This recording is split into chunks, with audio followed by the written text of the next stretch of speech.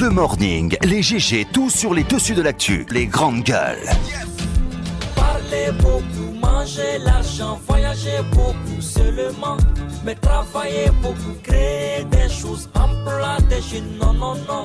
Les dirigeants africains, les dirigeants sont comme ça. Les grandes gueules. Merci de nous rejoindre dans cette émission, les GG, tous les matins. Vous avez rendez-vous avec cette équipe, 3 possibilités, voire 4, pour interagir à nos sujets et à nos débats dans cette émission. Si vous êtes abonné Orange, GG au 8037, le numéro, le lien court qui s'affiche juste en bas de votre écran. Vous avez également la possibilité de nous contacter via notre site internet www.espacefmguinée.info ou sur Twitter #espacegg. Vous avez également la possibilité de nous saisir via le 657 39 13 13. Tous ces contacts donc à votre disposition pour réagir à notre émission, à nos sujets. Merci de nous écouter en province sur 99 à Cancan, 99.7 à Zérékoré, à Kekedou, à Macenta, mais aussi à Beila. Le plaisir est pour nous de vous servir. À la une, climat des affaires, la Banque mondiale souligne que les pays d'Afrique subsaharienne ont établi un nouveau record pour la 3e année consécutive. En 2018, selon la Banque mondiale, ces pays ont mené 107 réformes destinées à améliorer la facilité de faire des affaires pour les petites et moyennes entreprises. Selon en tout cas le rapport 2018 de la Banque mondiale, le rapport Doing Business. Quelle est la part de réforme de la Guinée que la Guinée revendique? Dans ce rapport, le climat des affaires s'est-il considérablement amélioré en Guinée sous Alpha Condé? On va poser la question à M. Namouri Kamara. Il est le nouveau directeur général de l'APIP, Agence pour la promotion des investissements privés. Il est donc à sa première dans les grandes gueules. Le site du centre directionnel de Coloma, objet d'opérations de déguerpissement engagées sous la férule de l'État depuis quelques semaines. Plusieurs habitations et installations de toute nature dans le viseur des pelleteuses du ministère de la Ville et de l'aménagement du territoire. Et d'autres sont déjà démolies. Au sein de l'opinion et de la classe politique, le tollé général, plusieurs voix continuent de s'élever pour pointer la façon de procéder de l'État. Plus de 10 000 personnes issues de quantités de ménages, des centaines d'élèves, parmi lesquels des candidats au baccalauréat 2019, sont impactés par ces déguerpissements selon des statistiques fournies par un collectif de victimes. Quelle est la lecture qu'il fait de ces déguerpissements? Que sait-on de l'érection du site de Coloma en centre directionnel? Dans quelles conditions cette zone a-t-elle été occupée? Peut-on pointer une quelconque responsabilité des occupants? Invité exceptionnel de GG ce matin, M. Mansour Kaba, il est le président du parti PAG.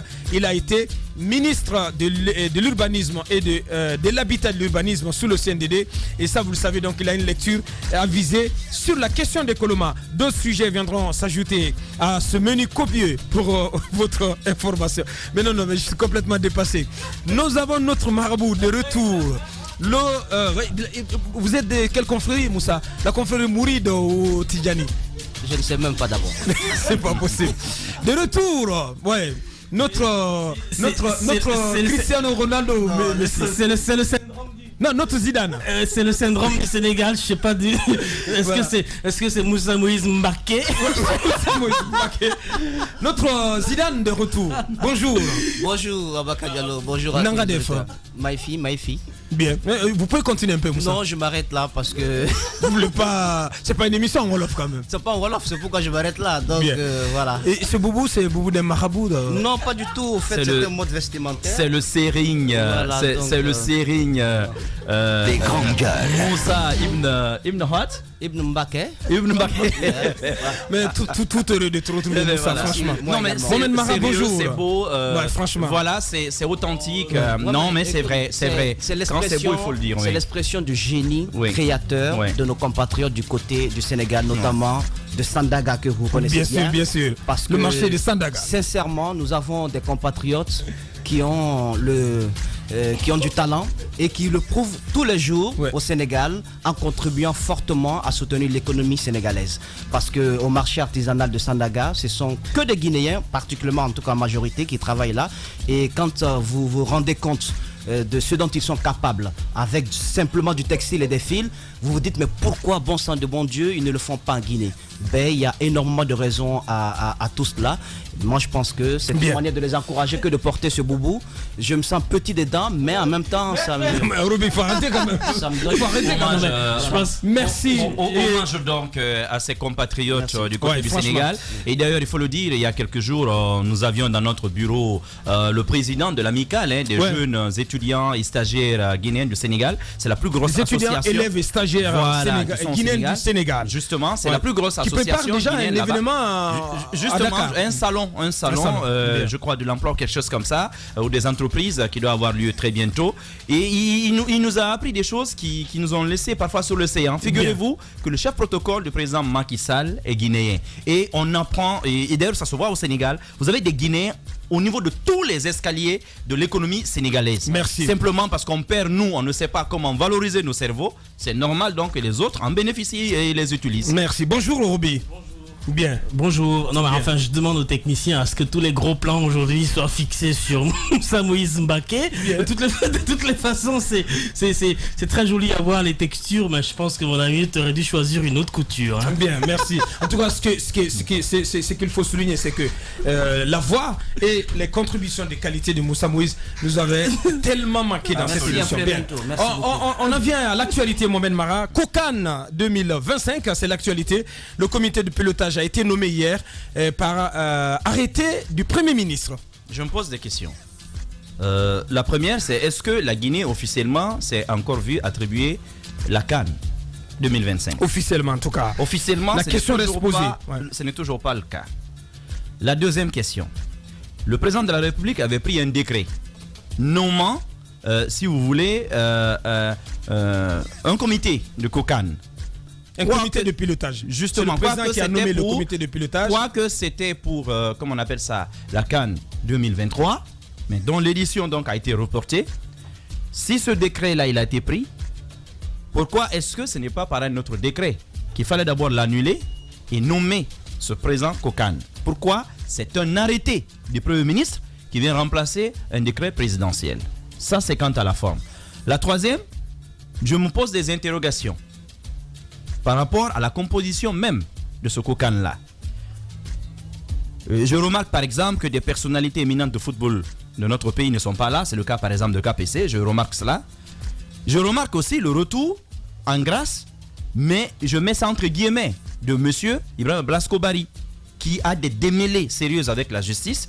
Et quand on sait que ce qui lui est reproché, c'est quand même des cas de prévarication de deniers publics, des soupçons. Je vous dis que ce qui lui est reproché, c'est ce que j'ai dit. Bien. C'est ce que je dis, c'est qui lui est reproché. L'affaire est jugée. Hein. L'affaire est jugée, mais si vous voulez qu'on revienne, je ne veux pas revenir sur les compositions de cette histoire, parce qu'il y a eu des aveux et des demi-aveux. On a eu tout le monde sur ces différents plateaux ici à Espace. Il y a eu la fameuse vidéo de Yerko Guia. Si vous voulez que je vous rappelle tout ça, je vais vous les rappeler. Mais encore une fois, je dis que pour un champion de la lutte contre la corruption, je pense que le Premier ministre aurait pu attendre la nomination, notamment pour la nomination de M. Blasco Bari. Il aurait pu attendre d'abord le verdict. Moi, j'ai quand même ce problème. C'est le cas, par exemple, de notre ministre de l'Agriculture. Les gens font face à la justice pour des cas de soupçons extrêmement graves. Sous d'autres cieux, de vous-même, vous démissionnez pour faire face à la justice. Blasco, quand même, c'est un cerveau, c'est une éminence grise. Là n'est pas la question. On ne peut pas se séparer. Là n'est pas la question. Attendez. Oui, mais non. Là n'est pas la question. Mais ce monsieur, il est important pour le football guinéen, Mohamed. Il est important. Oui. Vous savez, le cimetière. Vous êtes allé au cimetière de Cameroun. Oui, je sais. Vous savez combien de Guinéens importants sont là-bas. Ça, c'est un. Secondo. Attendez. Je ne suis pas en train de fouler au pied le principe de la présomption d'innocence. Je dis, lorsque vous êtes poursuivi pour une affaire de corruption et que les présomptions ont été aussi fortes, on est là. Si vous voulez, on va vous rappeler tout ce qu'il a dit ici dans nos propres émissions. Vous avez assisté à ces clashs entre lui, l'ancien président, comment il s'appelle, de la fédération qui est monsieur Super V, lui qui a finalement fait l'objet d'arrestation, et l'actuel... Pas d'arrestation. Oui, dans mandat d'arrêt, vous savez ce que c'est. Ouais. Et puis l'autre, comment il s'appelle, le président de la fédération. On a suivi tout ça. Je dis que pour éviter justement ce débat qu'on a maintenant, on aurait pu faire l'économie de ce nom-là pour le moment, en attendant le verdict, et en ce moment-là, M. Blasco Barry pourrait offrir à la nation, en toute plénitude, tout ce qu'il peut apporter à la nation. Et le dernier, ce sont les jérémiades annoncées de M. Diaby. Parce qu'on l'a vu, je le lisais sur Mosaïque, apparemment que lui s'apprêterait même à démissionner. Tout le monde sait qu'il n'a jamais embouché... Amadou Diaby, oui, qui n'a jamais embouché la même trompette que M. Blasco Barry. Et d'ailleurs, qui estime, vous vous souvenez encore des interviews, qui estime que M. Diaby est à l'origine de ces déboires.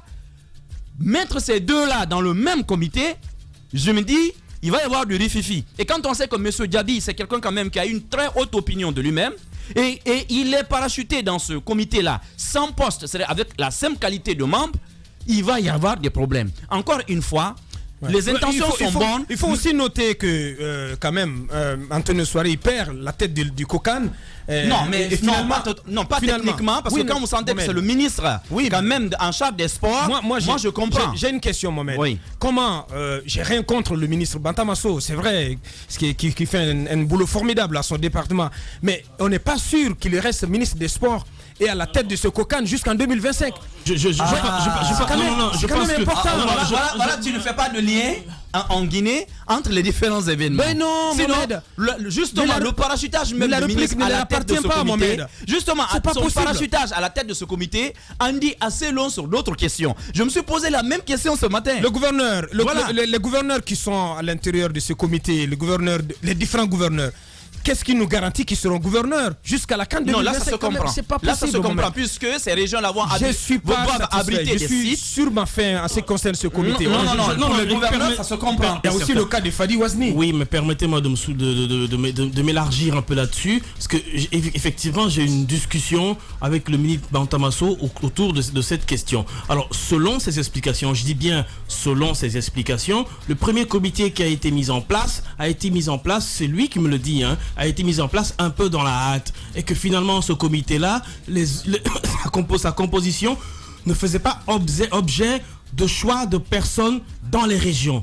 Selon lui, ce qui a attiré l'attention du ministère et notamment de lui, et il a fait cas au président de la République qui lui a mandaté évidemment de proposer un nouveau comité en collaboration avec le Premier ministre. Il le dit très bien que c'est le président de la République qui l'a mandaté. C'est vrai que la forme, on se pose la question, la forme c'est bien évidemment ce que soulève Marat, c'est-à-dire que c'est un décret qui annule un décret puis vient un arrêté, ce qui n'a pas été fait. Mais sur le fond, je pense qu'il a eu mandat du président de la République d'annuler le premier comité parce que selon eux, des représentations à l'intérieur n'étaient pas faites. Notamment les préfectures, les gouvernorats, etc. devraient voir des membres sur place, sur terrain, intégrer le comité-là parce que c'est un travail qui sera fait sur toute l'étendue du territoire. Et l'autre opportunité du changement du comité, c'est que le comité a été mis en place selon toujours le ministre un peu trop tôt. Parce que selon lui, le comité ne se réunissait pas et il fallait, s'il se réunissait, il fallait dégager un budget pour effectivement leur donner ne serait-ce que des perdièmes de transport et des perdièmes de travail, puisque ce sont des gens qui laissaient leur travail traditionnel pour venir travailler au sein du comité là. Donc selon lui, il fallait attendre, il fallait mettre non seulement un comité représentatif des régions en place, mais attendre un peu plus à l'approche de la CAN pour activer le côté travail de certaines commissions. C'est vrai que certaines commissions vont commencer à travailler maintenant, là, notamment. Les commissions ne sont pas nommées encore. Oui, mais ne sont pas mises en place. S'ils sont mises en place, ils vont commencer à travailler maintenant parce que les commissions. Rien n'est garanti que tu vas continuer, tu vas être reconduit dans ta commission. Non. Notre cas a été déjà annulé. Moi, je fais pas partie du nouveau comité, notamment beaucoup d'entre nous ne font plus partie de ce nouveau comité. Il faut attendre la composition de la commission. Je veux dire, encore une fois, il faut aller plus loin dans la réflexion. Il y a certaines commissions qui vont déjà commencer à travailler maintenant, notamment les commissions réflexion sur la mise en place des infrastructures qui vont servir à abriter cette CAN. Et l'autre question que j'ai envie de me poser, c'est le fait que Blasco soit au sein. Je suis d'accord qu'il y ait une présomption d'innocence jusqu'à preuve de contraire sur Blasco, jusqu'à ce que la justice se tranche la question. Mais je pense qu'au niveau où nous sommes, c'est une CAN, c'est l'image de notre pays, c'est une organisation effectivement qui sera regardée à travers le monde. Et donc, ce sera une occasion pour nous de vendre la Guinée. À ce niveau-là, je pense qu'on a quand même besoin d'expérience de certains hommes qui sont longtemps restés dans les sérails de l'Afrique du foot. Et on a besoin de ces expériences. La lecture d'un spécialiste, du journaliste sportif Sega Diallo et derrière Moussa Moïse et Tamba vont réagir. Sega Diallo en direct. Bonjour Sega Diallo. Bonjour Aboubakar et bonjour. Alors Sega, on a vu la mise en place de ce nouveau comité qui va gérer la CAN si bien évidemment elle nous est définitivement attribuée. En tant que spécialiste du football, quel regard as-tu sur la mise en place, la composition de ce nouveau comité et l'opportunité de la mise en place de ce comité? Merci chers collègues, et pour démarrer je vous donne une info exclusive Football Factory. La Confédération africaine de football a saisi le gouvernement guinéen et la Fédération guinéenne de football pour confirmer l'octroi de l'organisation de la CAN 2025 à la Guinée. Donc il n'est plus question de douter de cette opportunité. Officiellement, la Guinée a été saisie par courrier et donc les choses sont claires à ce niveau-là. Maintenant, moi je voudrais d'abord, avant d'entrer dans l'analyse, remercier les autorités pour m'avoir fait confiance dans l'ancien comité dans lequel je n'ai jamais officié au passage. On dit long sur un peu l'aberration qui était celle d'organiser la CAN 2023. Parce que techniquement et en termes d'appui politique, ce comité n'a bénéficié de rien et n'a pu rien faire. Maintenant, la faute n'est pas forcément seulement au gouvernement. Le comité également n'a pas peut-être eu la démarche nécessaire pour pousser le gouvernement à faire le travail nécessaire.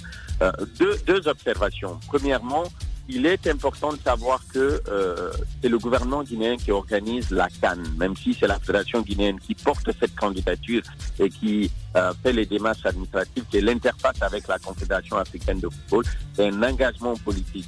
Donc il est hors de question de penser qu'une fédération peut à elle seule porter ce projet. Deuxième observation, il s'agit de la composition de ce comité. Je constate qu'il y a la présence de conseiller du Premier ministre, du ministre des Sports en personne qui préside le comité. Ça veut dire que le gouvernement reprend les choses en main. Ça, c'est une observation personnelle et que je pense aujourd'hui qui envoie un signal. Le gouvernement va se décider à mettre les moyens pour que le comité puisse travailler puisqu'ils ont repris les choses en main. La présence des gouverneurs de région est quelque chose d'important dans la mesure où certains stades, certains sites sont décentralisés dans ces lieux. Maintenant, il faut aussi noter la présence d'hommes d'affaires.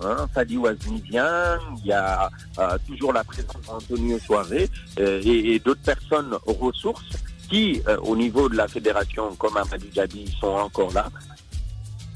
C'est quelque chose d'important qu'il y ait une sorte de partenariat entre l'État et les privés. Où se situera le problème, c'est si le gouvernement ne met pas les bouchées doubles. Le président de la République s'est engagé devant le président de la CAF et celui de la FIFA à organiser 2025. Il n'y a plus trop de discours. Les formes et les fonds ne diffèrent pas. Quant au cas Blasco, pour moi, seul le Premier ministre peut répondre à cette question puisque c'est lui qui prend l'acte. On sait tous qu'il est en procédure judiciaire avec la Fédération guinéenne de football concernant une affaire où il est impliqué avec Salifou Camara et Morton. On ne sait pas s'ils seront désignés coupables, ça c'est la justice qui va le déterminer, mais moralement c'est au Premier ministre d'expliquer sa décision de nommer quelqu'un qui est en procédure. Et contact par rapport à cette situation. Et sinon, globalement, c'est un comité qui a plus de politique que de technique, mais qui, à mon sens, doit porter cet handicap-là et qui doit devenir un atout, c'est-à-dire un handicap du fait que les politiques ne sont pas forcément au fait de la chose sportive et de l'organisation technique d'une CAN, mais aussi parce que c'est les politiques qui portent le projet, c'est eux qui peuvent débloquer les moyens, qui peuvent porter le projet et le faire avancer réellement, puisqu'on a vu que l'ancien comité n'a pas pu faire avancer faute d'appui politique suffisant. Sega Diallo, journaliste sportif en direct dans cette émission. Moussa Moïse. Vous qui êtes dans le secret du football guinéen. Est-ce que cette fois-ci, on peut dire que cette deuxième attribution est la bonne, Sega Diallo? Est-ce qu'on peut dire que pour cette fois, la Guinée va tenir parole et que au-delà de la mise en œuvre de ce comité, il y aura un travail de fond derrière pour que nous soyons prêts en 2023? Ça, vous me donnez un gros pouvoir. Je ne peux pas présager de l'envie et de la capacité du gouvernement guinéen à porter ce projet. Maintenant, c'est ce que je souhaite parce que je suis un fan de football, je suis un journaliste. C'est quelque chose que j'adorerais voir dans mon pays avant la fin de ma carrière de journaliste, c'est qu'on organise comme d'autres pays de la sous-région une compétition de cette dimension-là. Ça nécessite beaucoup d'engagement, mais beaucoup de moyens aussi. Et le gouvernement, je pense, prend la mesure puisque le Premier ministre met 2 de ses conseillers dans ce comité et fait appel à des gens du milieu des finances. Un homme comme Fadi Ouazni peut lever et connaît un peu comment lever des fonds à l'étranger. Antonio Soare, on n'en parle pas, son engagement et son implication au niveau du football. Donc, pour moi, c'est un attelage qui peut être déterminant pour la réussite du projet. Tout cela doit être porté par la volonté politique, puisque, je vous le dis encore une fois, même pour poser un caillou, il faut que le gouvernement décide et autorise à ce que ça soit fait. Donc, c'est le principal point. Si le gouvernement décide que la Guinée va être à la hauteur, ils vont se donner les moyens de travailler avec le secteur privé et des fonds souverains pour lever les fonds nécessaires pour nous permettre de développer ces infrastructures-là et de nous mettre aux normes des cahiers de charges de ces... alors Sega Diallo, on part bien j'imagine qu'on peut en convenir, on part du constat que le premier comité, donc le premier COCAN, n'a pas assez bougé. Probablement 2 à 3 réunions au plus grand maximum. Ce nouveau comité, on comprend bien que l'on veuille aller de l'avant. Mais il y a cet enjeu politique derrière l'organisation de la Coupe d'Afrique des Nations. C'est que 2020, un nouveau président va arriver. Et est-ce que de l'analyse, on peut entrevoir une sorte de risque? Est-ce qu'il y a des risques, par exemple, que vous qui êtes professionnel de la question, pouvez nous aider à percevoir? Je pense qu'un État, c'est la continuité. Je pense que quels que soient les agendas et les gouvernements qui se succéderont, la Guinée est engagée avec la Confédération africaine sur un agenda pour 2025. Maintenant, personne ne peut présager de quel gouvernement ou de quelle autorité sera là en 2025. Bien entendu, je ne vais pas passer pour un divin. L'important, c'est de se dire oui, quel est le mécanisme qu'on met en place pour organiser une Coupe d'Afrique des Nations. À partir du moment où cette mécanique est mise en place, quels que soient les animateurs de la mécanique, je pense que les résultats attendus sont les mêmes. Et de mon point de vue, c'est cet engagement dont on a besoin de toutes les autorités de ce pays par rapport à l'organisation de cette CAN. Ceux de maintenant et ceux de 2021, 2022 jusqu'à 2025. Il faudra un travail continu sur la question avec une ambition de réussir cette compétition. Sega Diallo, donc en direct dans cette émission. Dernière question sur le cas Amadou Diaby. On apprend déjà qu'Amadou Diaby menacerait de quitter ce COCAN, de bouder ce COCAN 2025. Qu'est-ce que vous en savez? Est-ce qu'il a raison de vouloir quitter ce comité? Je pense que Amadou a eu des entretiens avec les autorités au plus haut niveau qui lui ont expliqué les tenants et les aboutissants de la question. Il est engagé auprès de la Fédération guinéenne de football en tant que premier vice-président et je pense que naturellement son rôle et son travail est d'accompagner comme il l'a fait sur la période du problème du glissement. Il s'est engagé, il a participé auprès du président de la Fédération à discuter avec les instances de la CAF pour assurer et faire en sorte qu'une solution soit trouvée. Et je pense que, nonobstant certaines questions, notamment la présence d'un certain nombre de personnes dans ce comité, il va devoir jouer son rôle et au sein du comité et en dehors, puisque la Fédération est un partenaire de la CAF et de la Guinée dans ce projet. Donc il n'a aucune raison de se plaindre ou de grimacer. Après, les états d'âme personnels, on ne peut pas les empêcher. Maintenant, on a des responsabilités quand on est un officiel, on doit les assumer. Je pense que Amadou, depuis qu'il est à la fédération, fait preuve de beaucoup d'engagement et ça, on ne peut pas lui dénier, quoi. Bien, Sega Diallo en direct dans cette émission. Merci, chers confrères, merci de votre contribution de qualité. On vient d'écouter Sega Diallo. Merci à vous. Bien. À très bientôt. À très bientôt. Véritable success story de la radio Espace Guinée, les grandes gueules, détentrices des meilleurs scores radio en Guinée, de la meilleure émission talk show, a donné le créneau horaire du départ au bureau et du retour à la maison, récoltant depuis des années consécutives le titre d'émission la plus écoutée en Guinée, toutes catégories confondues. Un grand total de plus de 5 millions d'auditeurs ont été fidèles au talk show Les GG, diffusé jour après jour sur toutes les stations du réseau Adafo Média de 9h à 10h30, un exploit qui restera longtemps dans les annales de la bande FM en Guinée.